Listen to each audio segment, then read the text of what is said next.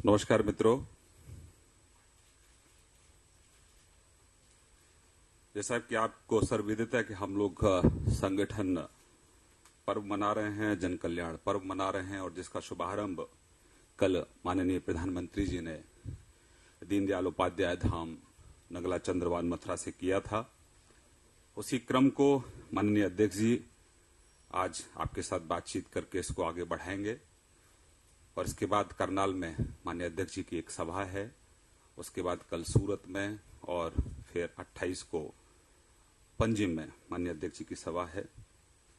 मित्रों, 2014 के चुनाव से पूर्व पूरे देश भर में और दुनिया में भारत को लेकर एक नकारात्मक वातावरण था और एक भरोसे और एक उम्मीद के साथ देश की जनता ने माननीय मोदी जी के साथ, भारतीय जनता पार्टी के साथ चलना तय किया। आज हम गर्व के साथ कह सकते हैं कि देश की जनता का भरोसा और विश्वास इस एक साल के कार्यकाल के बाद और मजबूत हुआ है। और एक बड़ी बात और, 2014 के चुनाव से पहले कांग्रेस के लोग, विपक्ष के लोग उपहास उड़ाते थे, कहते थे कि मोदी जी को विदेशी नीति नहीं आती, उनको अर्थनीति नहीं आती, प्रधानमंत्री तो नहीं बन सकते, हां कांग्रेस दफ्तर के बाहर आके चाय जरूर बेच सकते हैं। मित्रों, गरीब परिवार में जन्मे व्यक्ति नरेंद्र भाई मोदी जी ने ऐसे कटाक्षों का जवाब अपने काम से दिया है। विस्तार से आदरणीय अध्यक्ष जी पूरे एक साल के कार्यकाल का और हमारे जन कल्याण पर्व के बारे में विस्तृत रूप से आपसे बातचीत करेंगे। धन्यवाद।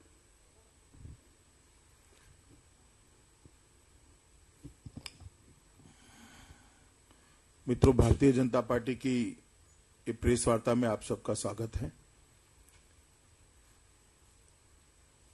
आज 26 मई 2015 भारतीय जनता पार्टी की श्री नरेंद्र मोदी के नेतृत्व में जो सरकार बनी, उसका ठीक एक साल आज समाप्त होने जा रहा है।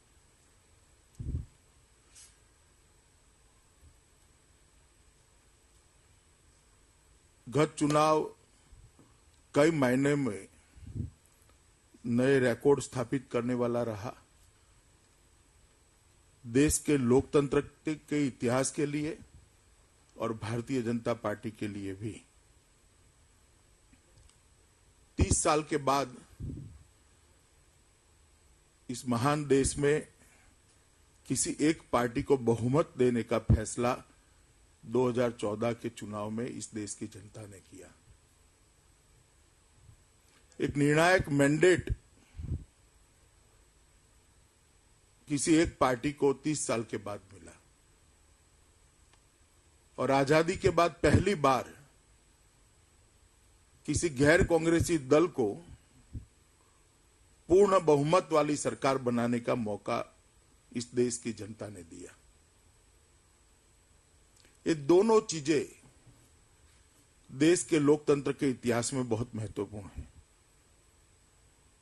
और भारतीय जनता पार्टी के लिए एक गौरव की बात है कि देश की जनता ने जो पहली बार किसी गैर कांग्रेसी दल को सरकार बनाने का मौका दिया, वो भारतीय जनता पार्टी को दिया और देश के सभी हिस्सों से करीब करीब भारतीय जनता पार्टी और एनडीए का प्रतिनिधित्व आज संसद में इस सरकार में साझीदार हैं। अरुणाचल में भारतीय जनता पार्टी का सांसद है तो कच्छ में भी भारतीय जनता पार्टी का सांसद है। लेह लद्दाख में भारतीय जनता पार्टी का सांसद है तो कन्याकुमारी में भी भारतीय जनता पार्टी का सांसद है। पूरब, पश्चिम, उत्तर, दक्षिण, मध्य चहु और भारतीय जनता पार्टी को इस देश की प्रजा ने सम्मानित किया है और हमें सरकार बनाने का मौका दिया। और आज इस सरकार एक साल समाप्त कर रही है। सरकार के कामकाज के इवैल्यूएशन के कई तरीके होते हैं। कोई आंकड़ों से करता है, कोई सिद्धियों से करता है, मगर मैं मानता हूं कि इस सरकार की प्रमुख सिद्धि अगर कोई है तो इस देश में से विश्वास के संकट को की जो हुआ था उसको इस सरकार ने समाप्त कर दिया। पहले देश की सरकार पर देश की जनता को भरोसा नहीं था कि सरकार देश को कहां पर ले जाएगी। देश के प्रधानमंत्री पर देश की कैबिनेट को भरोसा नहीं था और ब्यूरोक्रेसी को प्रधानमंत्री पर भरोसा नहीं था। आज वो विश्वास का संकट टल गया है। दुनिया भी बड़े भरोसे से,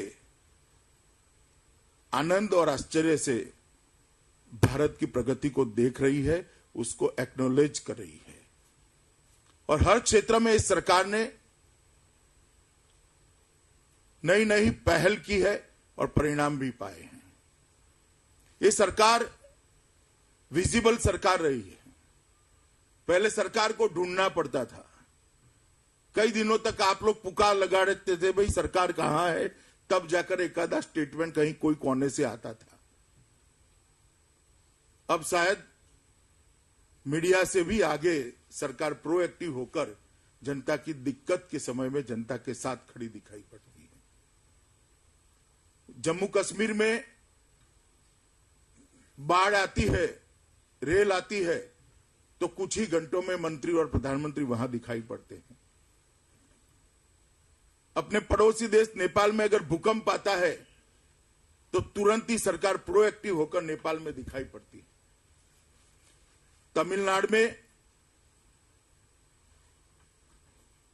अगर भारतीय मछुआरों पर संकट आता है, उनको फांसी दी जाती है, तो भारत सरकार इंटरवीन करती है। किसी क्रिश्चियन पादरी को अफगानिस्तान में अगवा किया जाता है तो भारत सरकार दखल कर कर उसको छुड़ा कर लाती है। आइए पीयूष जी, यहां आइए। हर जगह पे प्रोएक्टिव होकर ये सरकार दिखाई पड़ती है। ये विजिबल सरकार है और इस सरकार ने प्रधानमंत्री कार्यालय की गरिमा को फिर से पुनः प्रस्तावित किया है। एक जमाना था जब हर मंत्री 10 साल तक अपने मंत्रालय का प्रधानमंत्री होता था और प्रधानमंत्री को बेचारे को कोई प्रधानमंत्री ही नहीं मानता था। भारतीय जनता पार्टी ने स्थिति में परिवर्तन लाया है। आज हर एक मंत्री स्वतंत्रता पूर्वक अपने मंत्रालय का काम कर रहे हैं, फैसले ले रहे हैं। उन पर कोई मंत्री समूह नहीं थोपे गए हैं। 150 से ज्यादा जो मंत्री समूह बनाए गए थे, एक साथ सभी को भंग कर कर मंत्रियों को काम करने की स्वतंत्रता दी है। और प्रधानमंत्री कार्यालय पर भी पीएम ऑफिस का गौरव फिर से पुनः प्रस्तापित हुआ है। पॉलिटिकल जो नेता हैं उनका महत्व भी प्रस्तापित हुआ है। ये सरकार पॉलिसी पैरालिसिस में से बाहर आई है। जैसे ही समस्या सामने आती है, इसके निवारण के लिए ये सरकार तुरंत ही प्रोएक्टिव होकर अगर जरूरी है तो नीतियों में परिवर्तन करने के लिए तत्पर रहती है और इसके अच्छे परिणाम हमें मिले हैं। 10 साल तक देश की जनता किसी एक चीज से अगर सबसे ज्यादा त्रस्त थी तो वो भ्रष्टाचार था। 10 साल तक हर महीने कोई न कोई घपला, कोई घोटाला, लाखों करोड़ों रुपए के भ्रष्टाचार जनता के सामने आते थे, जो जनता के आत्मविश्वास को हिलाकर रख देते थे। और दुनिया में भी हिंदुस्तान की साख दिन प्रतिदिन ये घोटालों के कारण गिरती जाती थी। मोदी जी के नेतृत्व में जब भारतीय जनता पार्टी के कार्यकर्ता जनता के पास पब्लिक मैंडेट लेने के लिए गए थे, उस वक्त हमने वचन दिया था कि हम भ्रष्टाचार को इस व्यवस्था से उखाड़ कर फेंक देंगे। मुझे आपको बताते हुए बहुत आनंद हो रहा है मित्रों, 1 साल में हमारे विरोधी भी इस सरकार पर भ्रष्टाचार का कोई आरोप नहीं लगा सकते। पूरा 1 साल हो गया इस सरकार के नाम पर, भ्रष्टाचार के नाम पर कोई सवाल नहीं खड़ा कर सका।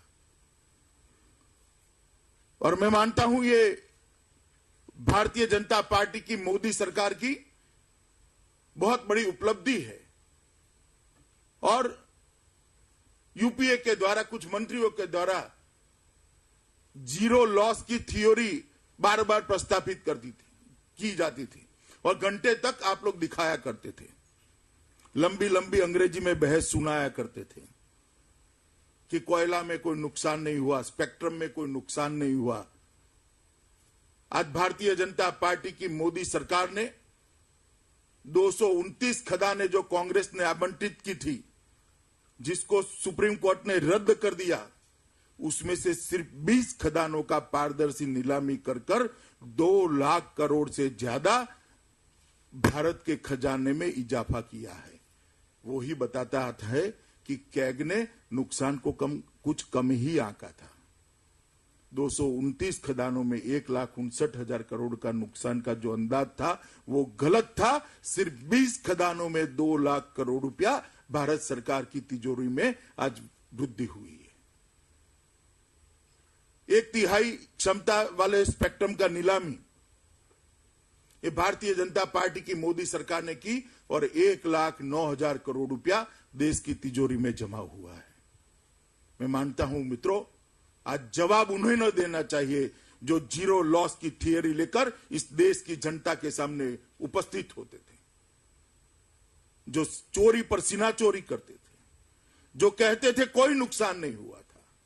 भारतीय जनता पार्टी की सरकार ने कृति से बता दिया है कि आपने देश के खजाने को कितना बड़ा नुकसान किया था। आज 1 साल के बाद मैं भारतीय जनता पार्टी की ओर से मांग करता हूं कि कांग्रेस के नेता फिर से एक बार जरा जीरो लॉस वाली थियरी को देश के सामने रखने का साहस करें।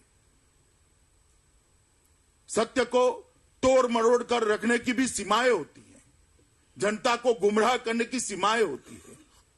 सार्वजनिक जीवन में झूठ को सच बनाने का जो कला उनको सिद्धहस्त है, वो उसका हमने कृति से जवाब दिया है। मित्रों, काले धन पर बार बार भारतीय जनता पार्टी पर कांग्रेस के नेता निशान लगाते हैं कि काले धन में ये नहीं हुआ, वो नहीं हुआ। मैं पूछना चाहता हूं कि 68 साल की आजादी में 60 साल कांग्रेस का राज रहा, कांग्रेस ने काले धन की रोकथाम के लिए क्या किया? कोई एक बात बता दे। यूपीए की सरकार थी तब तक कांग्रेस काले धन की रोकथाम के लिए क्या किया? सुप्रीम कोर्ट का ऑर्डर आ गया था। 1.5 साल से सुप्रीम कोर्ट के ऑर्डर के बावजूद भी कांग्रेस की सरकार ने एसआईटी बनाने का काम नहीं किया था। भारतीय जनता पार्टी की मोदी सरकार बनने के बाद पहले ही कैबिनेट का पहला फैसला काले धन की जांच के लिए एसआईटी बनाने का हुआ। वो मोदी सरकार की प्रतिबद्धता दिखाता है कि हम काले धन की रोकथाम के लिए कितने प्रतिबद्ध हैं। 3 साल से दुनिया भर के देशों से जो सूचनाएं आकर पड़ी थी, वो सूचनाओं को ऊपर कोई कार्यवाही नहीं होती थी। हमारी सरकार बनने के बाद 45 दिन में करीब करीब 700 सूचनाओं को हमने एसआईटी को जांच के लिए दे दिया, उसके साझा कर लिया और आज एसआईटी उस पर जांच कर रही है। किसका अकाउंट है, अकाउंट का नंबर क्या है, कौन सी बैंक में है, कितनी अमाउंट है, वो सभी को साझा करने का काम ये भारतीय जनता पार्टी की सरकार ने किया। और आज मैं एक और बात स्पष्ट कर देता हूं, जो लोग जोर जोर से कहते हैं अकाउंट में किन के नाम है वो सरकार ने घोषित करने चाहिए, मैं स्पष्ट रूप से मानता हूं कि जो लोग अकाउंट किसके है वो उसके नाम डिक्लेयर कराना चाहते हैं, वो काले धन की व्यवस्था के वकील हैं। अगर भारतीय जनता पार्टी की सरकार ये नामों की घोषणा करती है तो जो ट्रीटी है, इंटरनेशनल ट्रीटी है, उसके तहत आगे कोई सूचना भारत की सरकार को नहीं मिलेगी।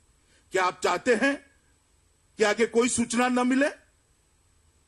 आपका इंटरेस्ट का एरिया क्या है? जांच हो और काला धन वापिस आए या मीडिया के टाइटल बनाने हैं, या तो बाकी जिनकी सूचना नहीं आई उनको बचाना है। भारतीय जनता पार्टी की सरकार कटिबद्धता से काले धन पर जो वैश्विक समाधान हुए हैं इसके हिसाब से कानूनी कार्यवाही करने के लिए कटिबद्ध है और किसी को बख्शा नहीं जाएगा। और इसीलिए देश की संसद में वित्तीय अनियमितताओं के लिए पहली बार सजा का प्रावधान करने वाला कानून लेकर मोदी सरकार आई है। आजादी के बाद पहली बार एक कानून ऐसा बना है जिसमें वित्तीय अनियमितताओं के लिए सजा का प्रावधान किया है और वो काले धन के लिए किया है। ये कानून बनने के बाद मैं गारंटी से कह सकता हूं कि इस देश में से फूटी कौड़ी भी काले धन के रूप में बाहर जाने का रास्ता भारतीय जनता पार्टी की सरकार ने बंद कर दिया है। हमें मित्रों बार बार ताने कसे जाते थे कि फेडरल स्ट्रक्चर का क्या होगा अगर भारतीय जनता पार्टी की सरकार आएगी तो। मैं आपको बताना चाहता हूं कि फेडरल स्ट्रक्चर को मजबूत करने के लिए, इस देश के संघीय ढांचे को ताकत देने के लिए भारतीय जनता पार्टी की मोदी सरकार ने जितना किया है शायद ही आजादी के बाद किसी एक सरकार ने किया होगा। सबसे पहले जब योजना आयोग को भंग कर दिया गया और नीति आयोग को बनाया गया, तब नीति आयोग के अंदर राज्यों की हिस्सेदारी सुनिश्चित कर दी गई। योजना बनाने के स्तर पर ही राज्यों की हिस्सेदारी को सुनिश्चित कर दिया गया और इससे योजनाएं वास्तविक बनेगी। दूसरा, 14वां फाइनेंस कमीशन का जो रिपोर्ट आया, वो रिपोर्ट के अंदर आजादी के बाद सबसे ज्यादा बढ़ोतरी राज्यों के लाभांश में की गई। 10% की वृद्धि करने का रिपोर्ट दे दिया गया। हमने वो रिपोर्ट को पुनर्विचार के लिए नहीं भेजा, ना पार्शियली एक्सेप्ट किया है। 10% की वृद्धि को 100% 100% स्वीकार कर लिया गया और आज भारत सरकार के बजट में राज्यों का लाभांश एक ही बजट में 32% से बढ़ाकर 42% करने का काम ये भारतीय जनता पार्टी की मोदी सरकार ने किया है। जब मोदी सरकार ने पारदर्शी तरीके से कोयला और खनिज खदानों की नीलामी का कानून लाए, तब हमारे पास विकल्प खुले थे कि राज्यों को सिर्फ रॉयल्टी देते, मगर हमने ऐसा नहीं किया। हमने चुनाव के वक्त वादा किया था कि देश का पूर्वी हिस्सा विकास की दौड़ में पश्चिमी हिस्से से थोड़ा पीछे पड़ गया है। पूर्वी हिस्से को पश्चिम की तरफ विकास करना चाहिए और खदानें सबसे ज्यादा देश के पूर्वी भाग में है। इसलिए भारतीय जनता पार्टी की सरकार ने एक सभानता पूर्वक एक फैसला किया कि खदानों की नीलामी से जितनी भी राशि आएगी वो राशि पूर्ण रूप से राज्यों के विकास के लिए राज्यों को दे दी जाएगी। और पूर्वी हिस्से में हमारी सरकार कम होने के बावजूद भी हमने पक्षापक्षी से ऊपर उठकर राज्यों के विकास के लिए, देश के पूर्वी हिस्से के विकास के लिए एक कदम उठाया है। मैं मानता हूं कि ये देश के फेडरल स्ट्रक्चर को बहुत बड़ी ताकत देने वाला कदम है। टीम इंडिया की एक नई कल्पना मोदी जी ने देश के सामने रखी है। प्रधानमंत्री, उनका मंत्रिमंडल और इरिस्पेक्टिव ऑफ पार्टी सारे देश के मुख्यमंत्री बनकर टीम इंडिया बनती है। ये विचार पहली बार भारत के इतिहास में किसी प्रधानमंत्री ने रखा है और उसको चरितार्थ करने का भी हमने प्रयास किया है। आर्थिक विकास के मामले में भी ये सरकार ने बहुत अच्छा काम किया है। मित्रों, देश की अर्थतंत्र की गाड़ी पटरी पर से उतर गई थी। सभी पैरामीटर्स पर, अर्थतंत्र के सभी पैरामीटर्स ऊंधे मुंह गिर रहे थे। जब हमें विरासत में ये बिगड़ी हुई वित्तीय व्यवस्था मिली, तब एक सवाल था कि भारतीय जनता पार्टी की सरकार इसको कैसे ठीक करेगी। मगर आज एक साल के बाद अर्थतंत्र के सभी पैरामीटर्स के अंदर भारतीय जनता पार्टी ने बहुत अच्छा परफॉर्म किया है। मैं थोड़ा बैकग्राउंड में आपको ले जाना चाहता हूं, जिससे कि भारतीय जनता पार्टी का गुड गवर्नेंस के साथ जुड़ा हुआ आपको मालूम पड़े। जब पहली बार श्रीमान अटल बिहारी वाजपेयी इस देश के प्रधानमंत्री बने, उस वक्त उनको जब सरकार संभालने का मौका मिला, उस वक्त देश का विकास दर 4.4% था।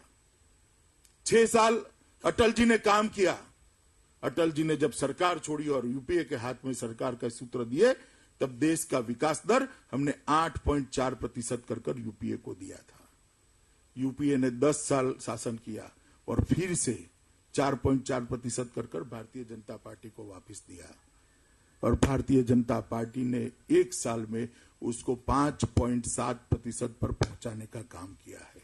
मैं 5.7% पुराने क्राइटेरिया से कह रहा हूं क्योंकि कंपैरिजन ठीक हो।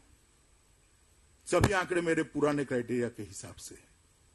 तो 4.4 से 8.4 भाजपा के समय में, फिर से 4.4 यूपीए के समय में, और 4.4 से 5.7 भारतीय जनता पार्टी के समय में। वो सिद्ध करती है कांग्रेस जब आती है तब विकास दर गिरती है, भारतीय जनता पार्टी जब आती है तो विकास दर बढ़ती है। कौन सी पार्टी देश को विकास दे सकती है, ये इस आंकड़ों पर से सिद्ध होता है। और देश के पास तुलना करने के लिए अब दोनों शासन उपलब्ध है। पहले तो हम सिर्फ भाषण करते थे, मगर अब हमारे भी आंकड़े उपलब्ध है।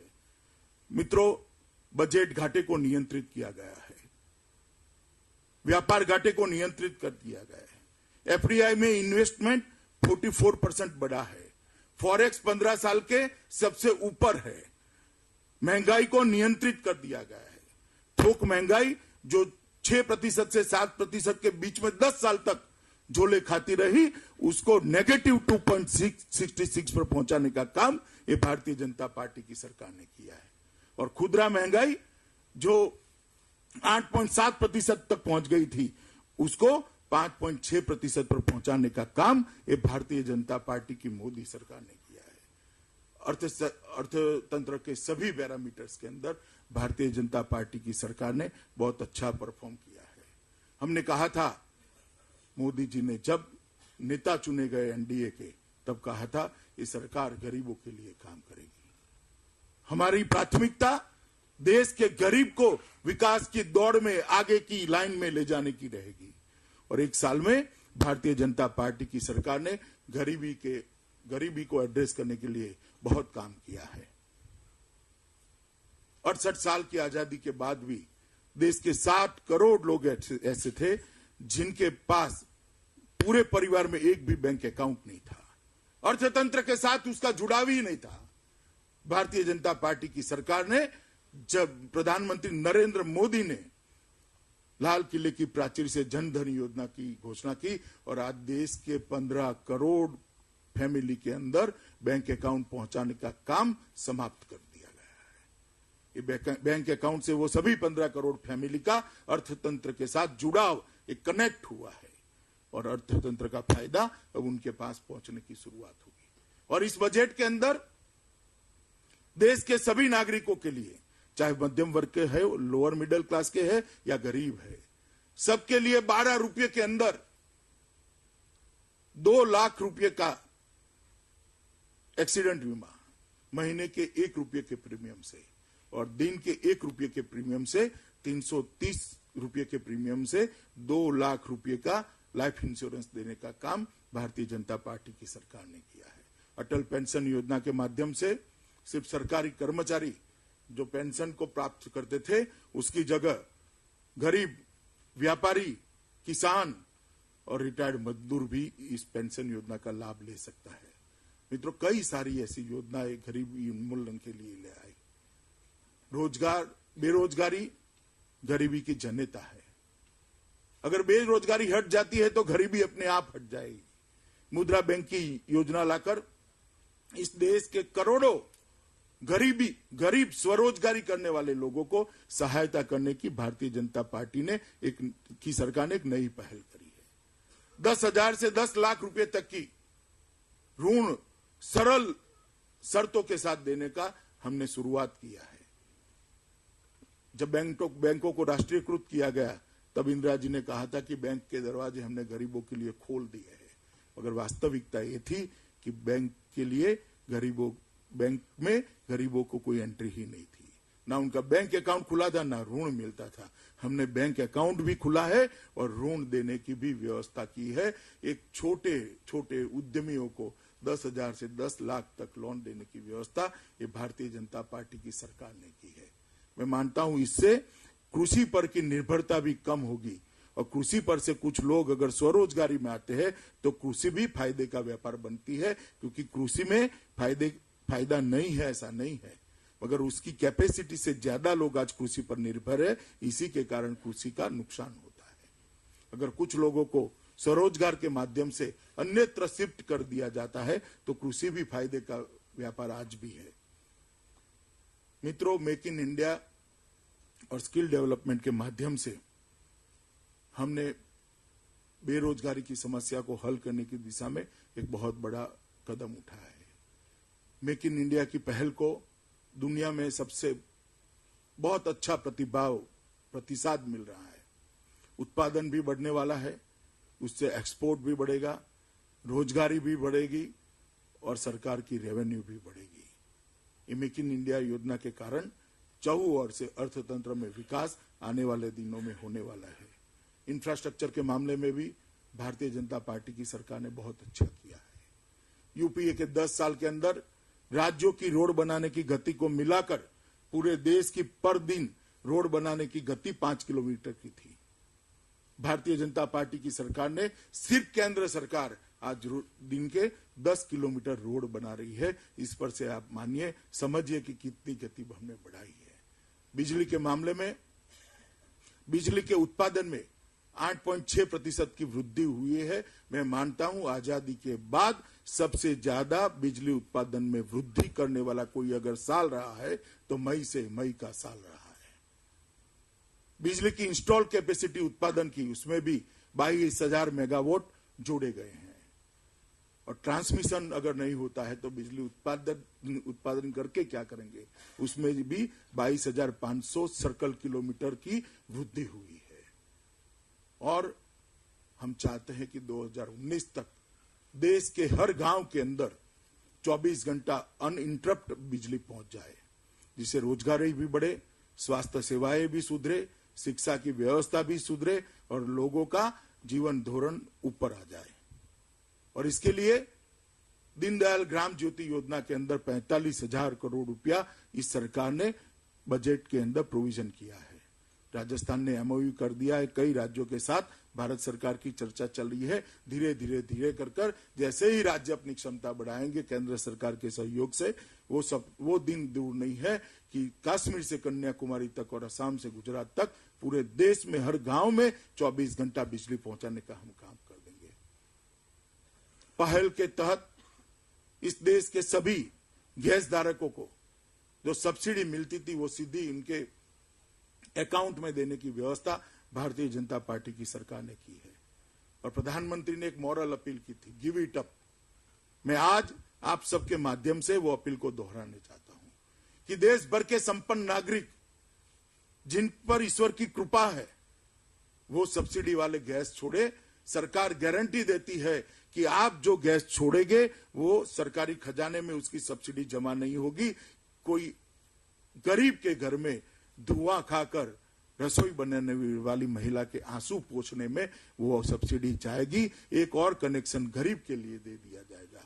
2.5 लाख से ज्यादा लोग गिव इट अप को स्वीकार कर चुके हैं और 2.5 लाख से ज्यादा गरीबों को नए कनेक्शन देने का इस सरकार ने काम किया है।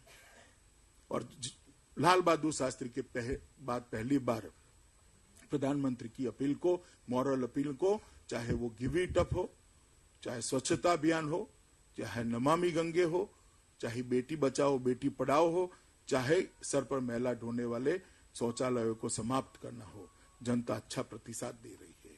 मित्रों, एग्रीकल्चर के लिए भी इस सरकार ने बहुत किया है। प्रधानमंत्री इरिगेशन योजना के तहत हमने लक्ष्य रखा है कि 5 साल के अंदर 14% इरिगेटेड लैंड में हम बढ़ोतरी करेंगे। सॉइल हेल्थ कार्ड पूरे देश में देने का हमारा लक्ष्य है।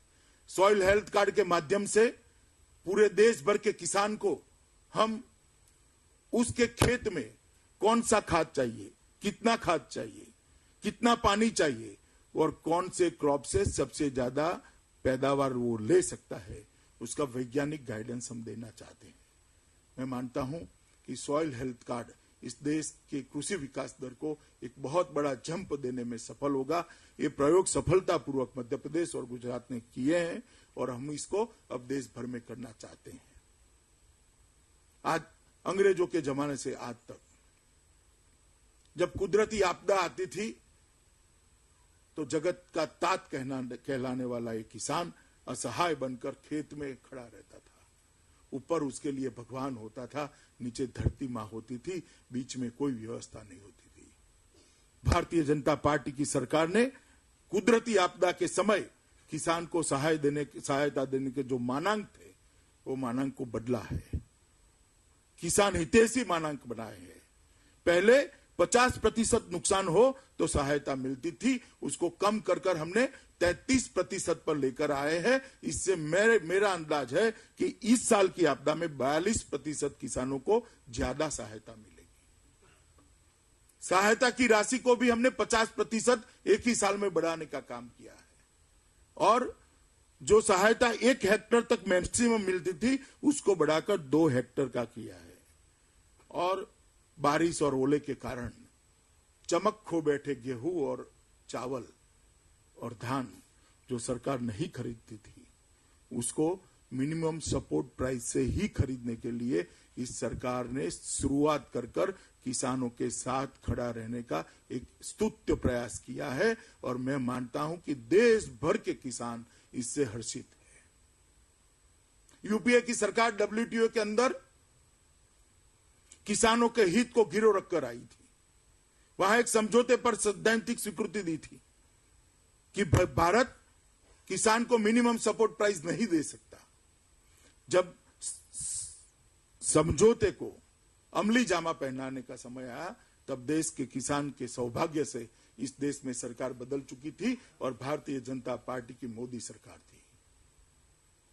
इसके कारण हमने जाकर वहां एक दृढ़ स्टैंड लिया कि हम ग्लोबल फाइनेंशियल डिसिप्लिन के हिस्से तो बनना चाहते हैं मगर हमारी प्रायोरिटी है कि इस देश के किसान को मिनिमम सपोर्ट प्राइस मिले। हम WTO का हिस्सा नहीं बनते तो न बने मगर हम किसान के साथ खड़े रहेंगे। और आज मित्रों हम विश्व व्यापार संगठन के सदस्य भी है और विश्व व्यापार संगठन ने हमारी शर्त को मान भी लिया है। हम किसान को मिनिमम सपोर्ट प्राइस दे सकते हैं। मैं मानता हूं पॉलिटिकल विल का इससे अच्छा परिचय दुनिया में और कोई नहीं हो सकता। मित्रों, इस सरकार ने सुरक्षा, सम्मान, समृद्धि, संस्कृति और संवाद ये 5 बिंदुओं पर इस देश की विदेश नीति को आगे बढ़ाने का काम किया है। सामरिक दृष्टि से महत्वपूर्ण कई देशों का दौरा कर प्रधानमंत्री ने एक ही साल में सालों से जो निग्लेक्शन देश की सुरक्षा के लिए लिया गया था उसको वो कमी को भरने का काम किया है। और दुनिया में जहां जहां भी प्रधानमंत्री जी को जाना हुआ वहां एक 125 करोड़ के लोकतंत्र के प्रधानमंत्री को जो मिलना चाहिए वो उचित सम्मान सालों के बाद मिलते हुए हम देख रहे हैं। जो लोग ताने कस रहे हैं उनको मालूम नहीं है कि इस देश को व्यापार चाहिए, सामरिक दृष्टि से इस देश को सुरक्षा चाहिए। इस देश की संस्कृति दुनिया की अच्छी संस्कृति, सबसे अच्छी संस्कृति है, उसको दुनिया में पहुंचाना चाहिए जिससे दुनिया का भी भला होगा और देश की संस्कृति का सम्मान भी होगा। अगर एक गौरव के साथ इस 125 करोड़ देश का प्रधानमंत्री दुनिया के सामने भारत का परिचय नहीं रखता है तो मैं मानता हूं वो अपनी फर्ज से पीछे ही हटा है। और खाली जाकर भाषण पढ़ने की जगह एक लाइव संवाद कर वहां भारत की स्वीकृति कराकर प्रधानमंत्री दुनिया में से वापिस आए हैं और बहुत बड़ी उपलब्धि है ये भारतीय जनता पार्टी की सरकार की। मित्रों, रक्षा के मामले में भी भारतीय जनता पार्टी की सरकार ने तीनों सेनाओं को उनके रक्षा के साधनों की जरूरियातों के लिए एक 10 साल का वैज्ञानिक रोड मैप तैयार कर आश्वस्त किया है कि आप सीमा पर सुरक्षा करिए, आपकी चिंता इस देश की सरकार करेगी। और आज गौरव के साथ हमारा सैनिक सीमा पर देश की सुरक्षा कर रहा है। आए दिन गोलीबारी होने की घटनाएं भी कम हो गई है। जम्मू कश्मीर का इलेक्शन का 2-3 महीना बाद कर दीजिए तो सबको मालूम पड़ गया है कि अब ये नहीं चलेगा। एक ठोस रक्षा नीति के कारण आज हम सुरक्षित हैं और मैं मानता हूं मित्रों ये बहुत बड़ी उपलब्धि है। कई सारी चीजें ऐसी है जो अलग अलग मंत्रालयों ने की है, स्वास्थ्य मंत्रालय, एचआरडी मंत्रालय, कई सारे मंत्रालयों ने अच्छी पहल की है। गृह मंत्रालय ने भी, जैसे मान लीजिए गृह मंत्रालय ऐसे चलता था, कहीं का ईंट कहीं का रोड़ा, भानुमती का कुनबा, इसकी जगह एक वक्यता लाकर पूरे देश भर में सभी सुरक्षा एजेंसियों को एक सूत्र में बांधने का काम किया है और इसके कारण आंतरिक सुरक्षा भी मजबूत हुई है। और जहां कहीं भी इक्का दुक्का घटनाएं हुई उसको स्पॉन्टेनियस रिस्पांस देकर रिएक्ट किया गया और कंट्रोल लेने का काम भारतीय जनता पार्टी की सरकार ने किया। मित्रों, बहुत सारी बात कहने को है, मगर आपके मन में भी काफी बातें पूछने को भी होगी, तो थोड़ा समय आपको पूछने के लिए रख देते हैं। और मैं मानता हूं कि लोकतंत्र के अंदर सभी प्रकार की आलोचना का स्वागत है, मगर लोकतंत्र के अंदर अच्छी बातों को न्यूट्रल तरीके से पहुंचाने का भी मीडिया जगत का भी फर्ज है। वो याद दिलाकर मैं मेरी बात को समाप्त करता हूं। धन्यवाद। मित्रों, आपके सवाल लेंगे, लेकिन उससे पहले मैं आग्रह करूंगा अपने राष्ट्रीय अध्यक्ष जी से कि पार्टी की तरफ से एक हमने 4 पेज का एक फोल्डर तैयार किया है, साल एक शुरुआत अनेक। मैं माननीय अध्यक्ष जी से आग्रह करूंगा कि इसका विधिवत रूप से हम यहां से विमोचन करें। मित्रों, ये फोल्डर 12 भाषाओं में और 6 बोली, मगर लिपि उसकी हिंदी या तो जो गुजराती जो होगी वो होगी, इस तरह से छापा गया है। मैं मानता हूं कि ये बहुत बड़ा प्रयास है भारतीय जनता पार्टी का।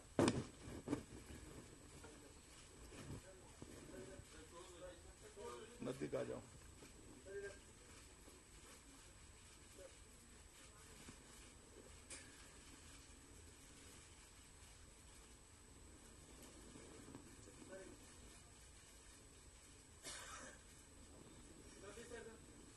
चलो भाई, हो गया।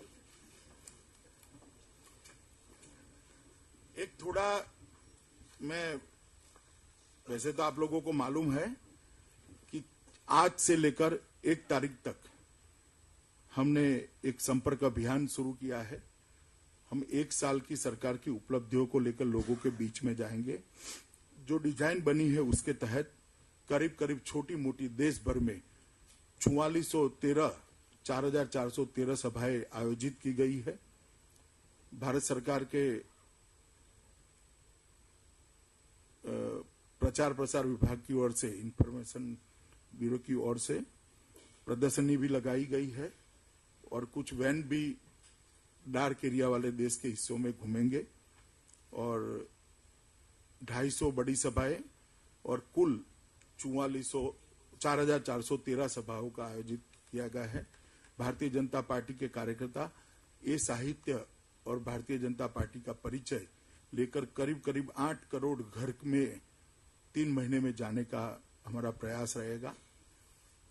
जून, जुलाई, अगस्त 3 महीने में हम 8 करोड़ घरों में जाने का प्रयास करेंगे और सीधा जनता का संपर्क कर कर सरकार और जनता के बीच में संवाद प्रस्थापित हो, इसके लिए हमारा ये विनम्र प्रयास होगा। क्योंकि हम मानते हैं कि जिन्होंने हमें मैंडेट दिया है उसको हमारा हिसाब देना हमारा फर्ज है। इसकी दृष्टि से ये भारतीय जनता पार्टी के कार्यकर्ताओं का एक विनम्र प्रयास है कि ये पत्रिका को लेकर भारतीय जनता पार्टी के कार्यकर्ता करोड़ों लोगों का संपर्क करेंगे। धन्यवाद। सबसे पहले विकास भदौरिया जी, माइक आप दे दीजिए। अमित जी, मेरा सवाल आपसे ही है। आपने उपलब्धियां गिनाई, सरकार ने 1 साल में जो भी काम किए, लेकिन शुरुआत जो हो रही है, चाहे वो प्रधानमंत्री जी का भाषण हो या आपकी प्रेस कॉन्फ्रेंस हो या आपके भाषण हो दूसरे नेताओं की, वो हो रही है 1 साल पुराने बुरे दिन की याद दिलाकर। क्या सरकार की उपलब्धियां इतनी कम है या इतनी कमजोर है वो शुरुआत कि सरकार को और पार्टी को उन बुरे दिनों की याद दिलाकर तुलनात्मक उपलब्धियां गिनाने की जरूरत पड़ रही है? ना, आपका देखने का नजरिया ठीक नहीं है। हम जब कहते हैं कि कोई भ्रष्टाचार नहीं हुआ है, उस वक्त कंपैरिजन के लिए रखते हैं। साथ में ये कोई भ्रष्टाचार नहीं रहा है, हुआ है, वो उपलब्धि तो है ही। आप सिर्फ भ्रष्टाचार नहीं हुआ है इसको देखिए, तो बातें ठीक हो जाएगी। रामनारायण श्रीवास्तव जी, माइक लीजिए सर। अमित जी, आपने केंद्र राज्य संबंधों की बात की है, संघीय ढांचे की मजबूती की बात की है, लेकिन केंद्र सरकार का हाल में दिल्ली की यूनियन टेरिटरी में जो सरकार है उससे टकराव चल रहा है। वहां पर कोई आपका सही कोई सरोकार नहीं बैठ पा रहा है, आपके विवाद बढ़ रहे हैं, इसको किस रूप में देखते हैं आप? देखिए, वो जो टकराव चल रहा है, सो कॉल्ड टकराव, वो टकराव नहीं है, संविधान के इंटरप्रिटेशन का मामला है। संविधान का इंटरप्रिटेशन राज्य सरकार एक तरीके से कर रही है, केंद्र सरकार दूसरे तरीके से कर रही है। मामला कोर्ट में जाएगा, अपने आप मामला सेटल हो जाएगा। इससे राज्यों के साथ दुर्व्यवहार का कोई मामला नहीं है भैया, संविधान के इंटरप्रिटेशन का मामला है, उसकी व्याख्या का मामला है। विजय त्रिवेदी जी, मैं आपको थोड़ा ज्यादा समझाने के लिए दुर्व्यवहार किसको कहते हैं मैं समझाता हूं। जब यूपीए की सरकार थी तब गुजरात सरकार को 5 साल तक रॉयल्टी नहीं दी गई थी। गैस की दिल्ली की प्राइस और गुजरात सरकार की प्राइस में 270% का अंतर था, इसको दुर्व्यवहार कहते हैं। विजय त्रिवेदी जी। अमित जी, मैं विजय त्रिवेदी हूँ, न्यूज नेशन से। मेरी याददाश्त थोड़ी कमजोर है, लेकिन 1998 से 2004 तक जब वाजपेयी जी की गठबंधन सरकार थी तो पार्टी हमेशा ये कहती थी कि ये गठबंधन की सरकार है और गठबंधन का धर्म निभाने के लिए वो पार्टी के जो कोर इश्यूज हैं उनको अलग रख रही है। जब भारतीय जनता पार्टी को बहुमत मिलेगा तब वो करेगी। आज अमित शाह जैसे अध्यक्ष के नेतृत्व में और नरेंद्र मोदी जी के रहते हुए पार्टी को बहुमत मिला है, स्पष्ट बहुमत मिला है, लेकिन पार्टी के जो कार्यकर्ता है वो अब भी इंतजार कर रहे हैं कि वो आप कोर इश्यूज पर कब आज भी वो कोर इश्यू को एड्रेस करने जितना बहुमत हमें नहीं मिला है। आपको ये मालूम होना चाहिए, उसके लिए हमें 370 सीटें चाहिए। कृपया आप थोड़ा संविधान को ठीक से पढ़ लीजिए तो चीजें क्लियर हो जाएगी। देवेंद्र पराशर जी। सर, करप्शन को लेकर एक सवाल है यूपीए गवर्नमेंट में। प्रदीप बैजल जो कि ट्राई के चेयरमैन हुआ करते थे, उन्होंने एक किताब लिखी है, उसमें ये कहा है कि तब के प्रधानमंत्री मनमोहन सिंह ने ये धमकी भी दी थी कि अगर आप 2G मामले में सपोर्ट नहीं करेंगे तो आपको इसका नुकसान उठाना पड़ेगा। चलिए, मैं इस पर कोई टिप्पणी करना नहीं चाहता। सारी चीजें कोर्ट में और अलग अलग जांच एजेंसियों के सामने होगी, वो निर्णय करेंगे। Mister Venkat. So, my name is Venkatraman from Tamil Nadu. You've given a long lecture about the achievements of last 1 year. Have you ever thought about the southern state, 5 states, where your bhashan should be addressed to the people also, the non-Hindi speaking state? Have you taken any initiative? Even today, what you have given is totally on Hindi. All the नहीं, वो तमिल के तमिल नहीं, मेरी बात, जो बच्चा week है उसके लिए गवर्नमेंट और पेरेंट्स ज्यादा इम्पोर्टेंट बहुत अच्छा काम किया है। Whereas your government is least bothered about to concern the people of Tamil Nadu. ना जी, जब महंगाई घटती है तो तमिलनाडु में फायदा होता है। गैस की सब्सिडी डायरेक्ट जाती है तो तमिलनाडु में भी जाती है। बिजली 24 घंटा पहुंचेगी तो तमिलनाडु में भी पहुंचेगी। और तमिलनाडु के लिए विशेष क्या किया, ऐसे मैंने हर राज्य का सेपरेट कर यहाँ पर नहीं बताया है। और जो लिटरेचर की आप बात कर रहे हैं वो तमिल में भी छपा है, मलयाली में भी छपा है, तेलुगु में भी छपा है, कन्नड़ में भी छपा है। मैंने पहले ही कहा कि देश की 12 भाषाओं में छपा गया है। क्योंकि आप दिल्ली में बैठे हैं, इस हिंदी में दिया।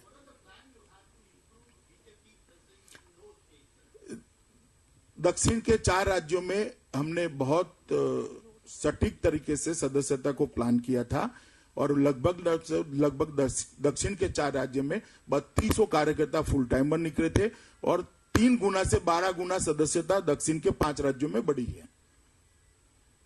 मारिया शकील।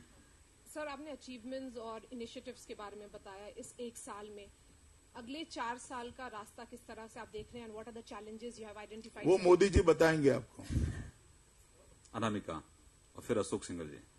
सर, विपक्ष का आरोप है कि ये सरकार इम्प्लीमेंटेशन से ज्यादा बयानबाजी की सरकार है और खासतौर पर आपने किसानों की बात की, गांव की बात की। आदर्श ग्राम योजना जैसी योजनाओं में बहुत ज्यादा इम्प्रूवमेंट नहीं हुआ। यहाँ तक कि पीएम ने जिन गांवों को गोद लिया था उनमें भी बहुत काम नहीं हुए। आप जाकर आइए एक बार। आपके सांसद, मैं तो जाकर आया हूँ। पार्टी में ये सवाल आप जयपुर जाकर आइए, मैं तो जाकर आया हूँ, तो आपको मालूम पड़ेगा। और वहां उपलब्ध है पहले के जयपुर के फोटोग्राफ वीडियोग्राफी और अब के जयपुर के फोटोग्राफ वीडियोग्राफी। टुपिया एक बार जाकर आइए। अमित जी, मैं अरविंद हूँ, इंडिया न्यूज से। बहुत सारी उपलब्धियां आपने बताई, लेकिन जिस तरह से दूसरे राज्यों जहां पे दूसरी सरकारें हैं, जैसे उत्तर प्रदेश को देख लें, बहुत सारी ऐसी योजनाएं चल रही हैं जिसको भारत सरकार पैसा नहीं दे रही है, खासतौर पे पर्यटन को लेकर। मैं बहुत सारे जगहों पे ऐसे जगह बता सकता हूं जहां पे पैसे नहीं मिल रहे हैं। ऐसा क्यों हो रहा है? मैं मानता हूं कि एक ही कारण से होता होगा कि जो पैसा गया है उसके खर्चे का हिसाब नहीं आया होगा। इसके अलावा कोई और कारण नहीं हो सकता। अमित जी इधर। हाँ, अशोक सिंघल जी पूछिए प्लीज। अमित जी, एक बड़ी उम्मीदें बंधी थी जहां इतनी सारी उपलब्धियां आपने गिनाई एक साल की, लेकिन जब मोदी प्राइम मिनिस्टर बने तो एक उम्मीद थी कि दाऊद भी भारत में आएगा, और उस वक्त ये सवाल भी उठे थे। तो क्या आपको लगता है इस सरकार के रहते दाऊद आ पाएगा भारत? इस सरकार लंबे समय तक रहने वाली है, सिंगल, चिंता मत करो। Liz Mathew. Thank you. Liz Matthew.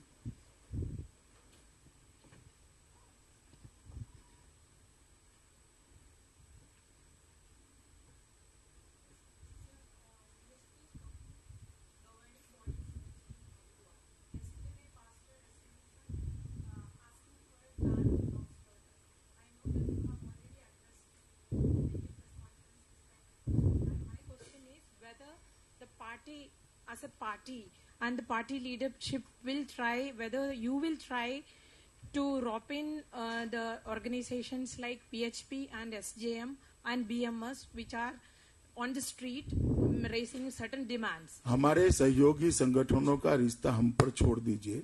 जहां तक बीफ का सवाल है, मैंने क्लैरिटी से बात करी है, पार्टी का स्टैंड प्रमुखता से सबके सामने रखा है। ऐश्वर्या कपूर, उसके बाद Ravindra. Sir, as the party president, it comes to your domain that the BJP MPs are in line. Sir, you've lined up and you've mentioned ye sari uplabdhiyan, sir, but one problem or the point on which media has taken on Narendra Modi government has been your own MPs. Sir, from Sakshi Maharaj to Narendra Jyoti to Mr. Giriraj Singh. Sir, will you be taking a strong thing so that in the next 365 days... चलिए भैया, भ्रष्टाचार से media हम पर हमला करे, अव्यवस्था से करे, गैर जिम्मेदाराना सरकार से करे, इससे अच्छा है कि इससे करता है। हमने कई बार कहा है कि ऐसी चीजों से बाज आना चाहिए, और पार्टी ने अपने आप को अलग भी किया है। मिस्टर रविंद्र। अमित जी इधर से। हाँ, आपने अटल बिहारी वाजपेयी जी का जिक्र किया।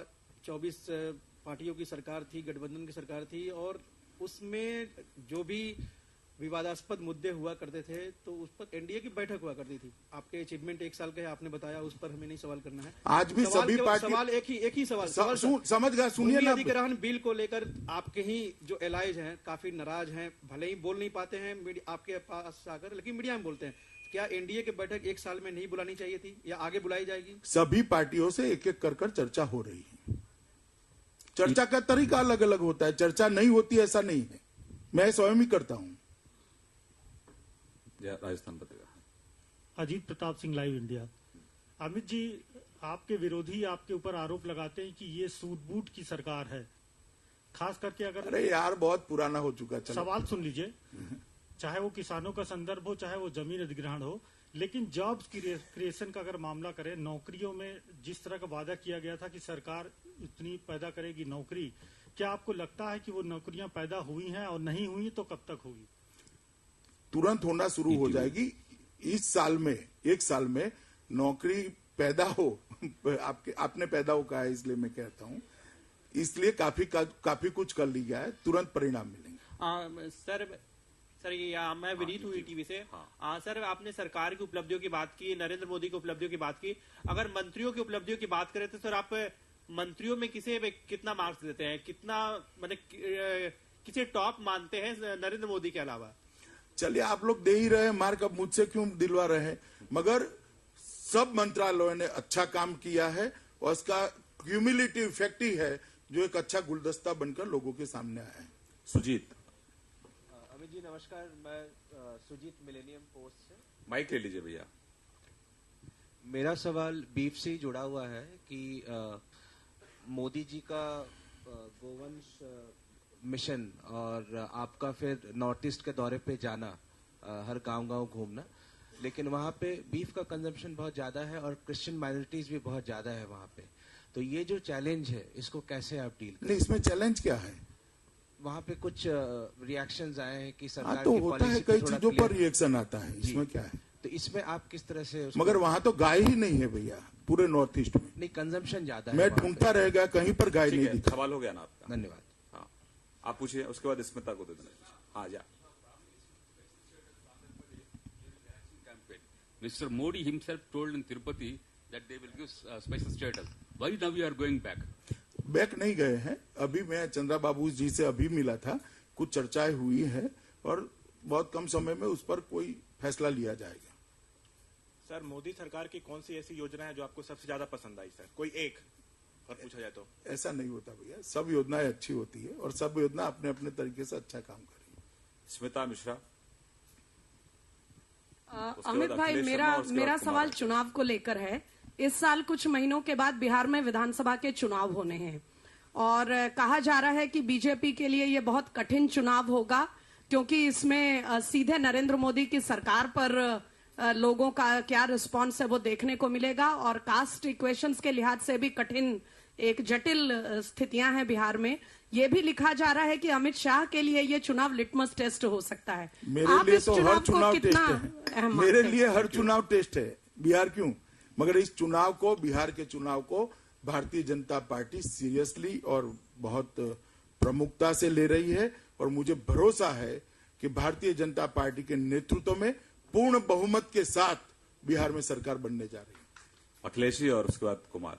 अमित जी, मेरा सवाल पाकिस्तान को लेकर है कि पाकिस्तान को लेकर लग रहा है कि जो सरकार की नीति वो ब्लो हॉट ब्लो कोल्ड नीति है, कभी आप गर्म होते हैं, कभी आप नर्म हो जाते हैं। कोई स्टेबिलिटी या कोई कंसिस्टेंसी दिखेगी नीति में? वो पाकिस्तान पर निर्भर रहता है हमारा ब्लो हॉट रहना। कुमार और उसके बाद गार्गी जी। जल्दी आओ आगे, इधर इधर इधर सबसे आगे। सर, मेरा सवाल बिहार के ही मुतालिक है। वहाँ जो एनडीए का जो अलायंस है उसको बड़ा होने का कोई संभावना है, जिसमें जीतन राम मांझी या पप्पू यादव जैसे लोग भी आ सकते हैं, या जो अभी है उसी से आप चुनाव लड़ने? नहीं, अभी चर्चाएं चल रही है, हमारे दरवाजे तो खुले ही हैं। गार्गी जी।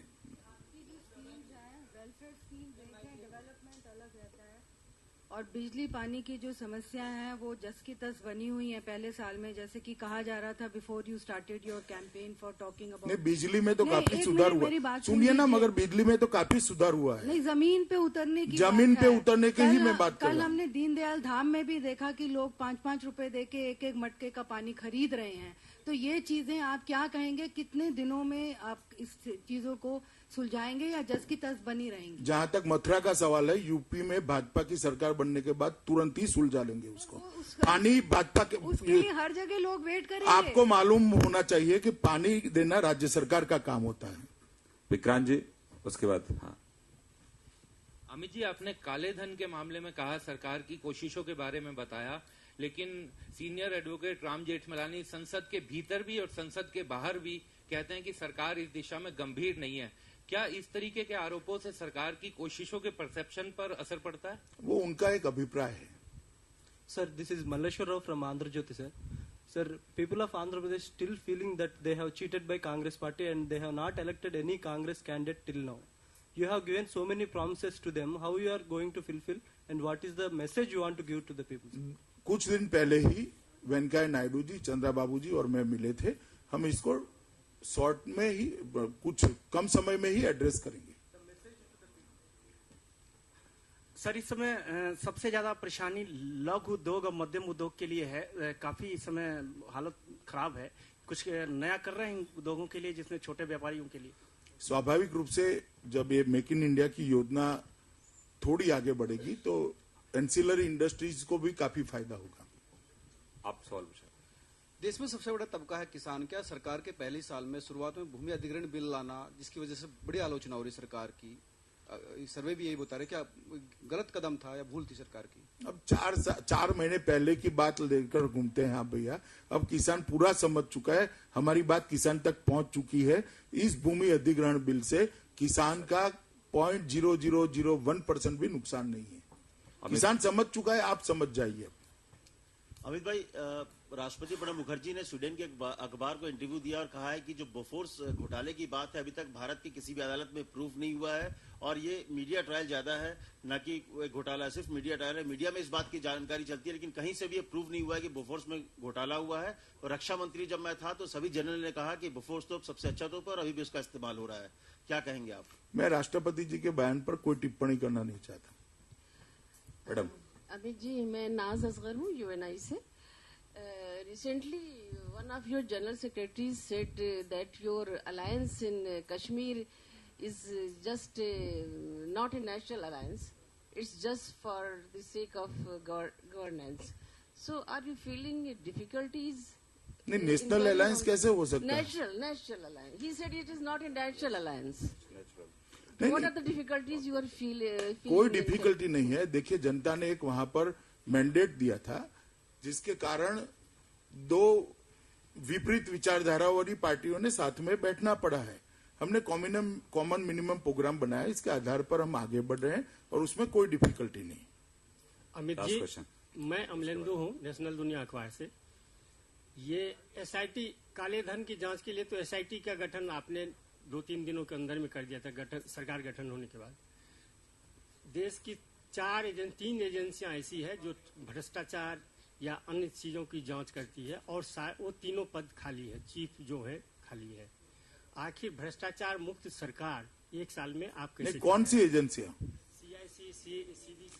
एक मिनट, सबसे पहले सीबीआई भ्रष्टाचार की जांच करती है, सीबीआई का पद भरा हुआ है। सीवीसी के पद के लिए सुप्रीम कोर्ट ने हमसे पैनल मांगा था, हमने दिया, उन्होंने अप्रूव कर वापस दिया। उस पर एक बैठक भी हो गई है और सीआईसी के लिए भी बैठक हो गई है। कुछ चर्चा हुई है, जल्दी फैसले ले लिए जाएंगे। अध्यक्ष जी, मैं अनुज गुप्ता हूँ, नवभारत नागपुर मुंबई से प्रकाशित होता है। पिछले साल लोकसभा चुनाव में, फिर विधानसभा चुनाव में महाराष्ट्र में आपने विदर्भ राज्य बनाने का वादा किया था। हमने कोई वादा ऐसा बीजेपी के घोषणा पत्र में कभी नहीं किया। ओके। और दूसरा, आपको भी अध्यक्ष बने लगभग 1 साल होने जा रहे हैं, आपकी कार्यकारिणी कब तक पूरी होगी? कार्यकारिणी समाप्त पूरी है। पदाधिकारियों की? पदाधिकारी भी पूरे ही है, जितने चाहिए इतने है ही। बहुत बहुत धन्यवाद माननीय अध्यक्ष जी को, अभी करनाल की सभा में जाना है। बहुत बहुत धन्यवाद, थैंक यू वेरी मच। चले भैया, धन्यवाद।